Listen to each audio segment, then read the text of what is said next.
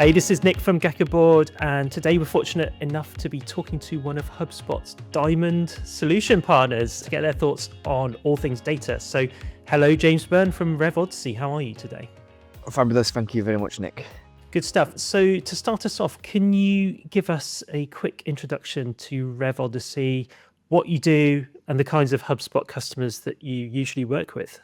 Yeah, so I'm James, co-founder of Rev Odyssey. We generally specialize in turning operational complexity into clarity, working mainly with service-based and operations-heavy organizations. Our clients tend to have complex processes that span sales, service, and operations. We pride ourselves in kind of driving HubSpot as a single source of truth and connecting the interconnecting platforms into one place. Cool. How did you guys get started? Me and Mike have worked together for around 8 years across various different industry, from sports tech to event ticketing. And what we like to do is make a big impact in the organizations we go to. So what we decided is, if we can do this in organizations, we can also do this to multiple organizations. We decided to set out a consultancy in February 2024 to help businesses with their revenue operations, sales operations, and service operations. Why do your customers get in touch with you in the first instance? So, what sort of problems are they trying to solve? What we find is when most customers contact us, it is a growth problem. So they've grown to a certain point and they've hit a brick wall. What we do is we come in there,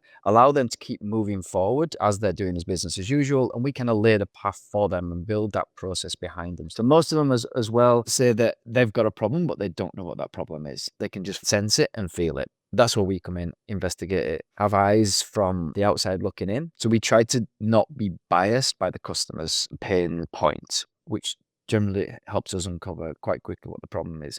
Cool, that makes sense. On to HubSpot then. So, why do you feel that your customers are choosing HubSpot over other platforms? And have they even chosen HubSpot by the time that they get to you? Some do, some don't. People are choosing HubSpot mainly because of its flexibility and the ability for it to grow with the organization. And what we try to do is set strong foundations so that as a tree grows, it's built on strong foundations, and similar to the CRM. We have that moves forward. So we can pivot and change as the business does without having a full architecture remodel. When you start working with a new client, what does their reporting tend to look like? We try to work backwards with an organization. When it comes to reporting, it's often the last thing that people think about. We've built a CRM, we've built these processes. Now, how do we report on it? Actually, what we should be doing is saying, these are the outputs I want to see, build my machine that drives them outputs. And I think what you'll find is people say, I want to see this, I want to see this KPI, I want to see this KPI. And then you ask the question, why? There is no answer. They just want to see it because company X is doing that or company Y is doing that, when actually none of that drives their business outcomes. So what we try to do is really understand what the why is behind it to build the reporting behind it. Can you remember any kind of scenarios where you've had pushback around a specific metric or KPI that you think should be tracked, but maybe they've got different ideas? Often service teams say, can I get a report that shows how many tickets sold today? When actually what they want to know is, how can I stop them 5,000 tickets arriving in my inbox? So we build reporting around how they could be prevented. What are our next steps? What can we do to mitigate this in the future? It sounds like, yeah, people are sort of doing the right thing by measuring stuff, but they're maybe measuring the wrong stuff. I think what you say there is measuring stuff. I think a lot of people are measuring stuff. Not a lot of people are measuring true business outcomes, and that is the big difference. It's easy to measure stuff and it's easy to report on stuff. Yes, there's default reporting that everyone has, that everyone wants to look at, and everyone wants to see similar SLAs, KPIs, and so on and so forth. But it has to drive business outcomes for that individual organization. Once you've set reporting up for a client, how do you then ensure that that stays relevant, let's say like 6, 12, 18 months into the future? Reporting matures and it evolves. It should get outdated. So that your reporting on day one generally is quite a broad spectrum and it's at high level. And then over time, 6, 12, 18 months time, you're becoming a little bit more laser focused on what the issues are. And not just the problems and the issues, the successes, where you actually winning as well, which we find drives so much more engagement with organizations when they can see where they're winning. What's the biggest mistake that you see amongst team leaders when they're trying to get their team engaged with HubSpot data? What we find is a lot of businesses is they have mild panics over certain things. They see an anomaly in their reporting and they laser focus in that for far too long, which is a distraction. You can over-report on things, but a manager should not just rely on one dashboard. They should have various different elements and cohesives of it so that they can drive the right outcomes when they're having the right meetings with the individuals. Are there any kind of common dashboards that you sort of recommend? Or, I mean, you said you don't tend to kind of template them because every business is different, but are there any themes? Speed, efficiency is always going to be the case for service. It's always what's going to drive service ultimately. They're the main common themes, but I think it's the underlying why behind each one of these is what drives the individuality of it. So everyone's going to have SLAs, everyone's going to have certain KPIs that are going to drive them, but having a broad overview that they can drill down and really focus and make it unique to them. So, from your perspective, where does HubSpot's built in reporting fall short? Its biggest downfall in a service environment is the refresh rate. 15 minutes for a service team is a very long time, especially in this high ticket environment.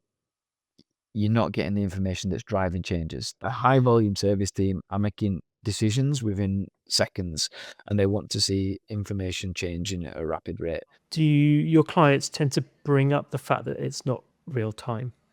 Every time. Every time. Moving on then, what's one other tool that you find yourself kind of recommending alongside HubSpot again and again?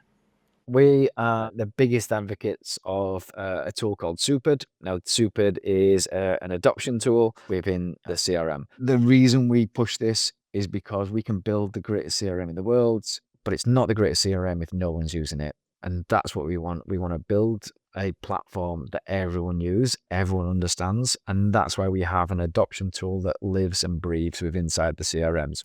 Are there any tools you'd suggest around like improving reporting as well within HubSpot?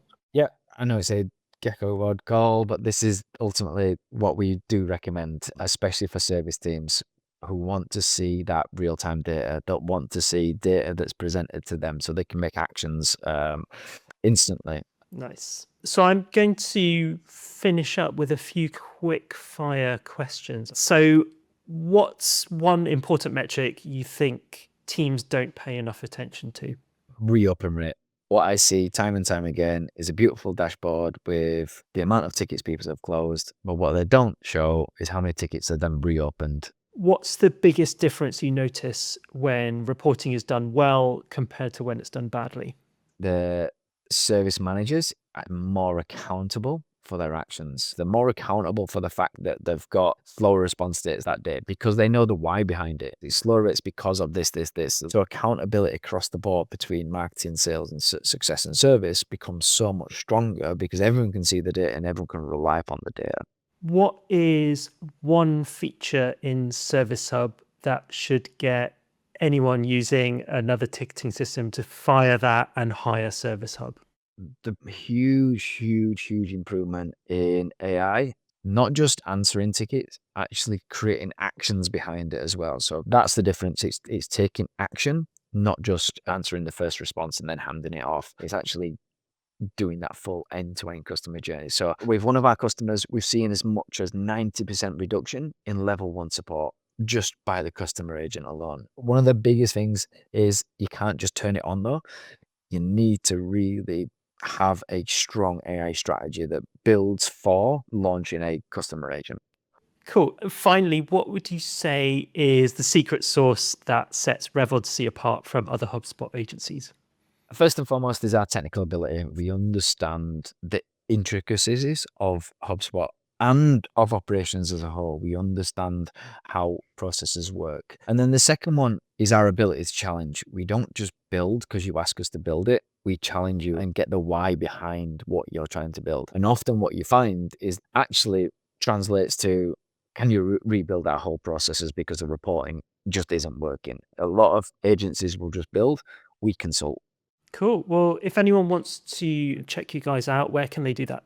RevOdyssey.com. We've just had our website redone, so hopefully you can get everything you need from there. Nice one. Well, thank you, James. That's been very insightful, and thank you very much for your time. Thank you, Nick. It's been a pleasure.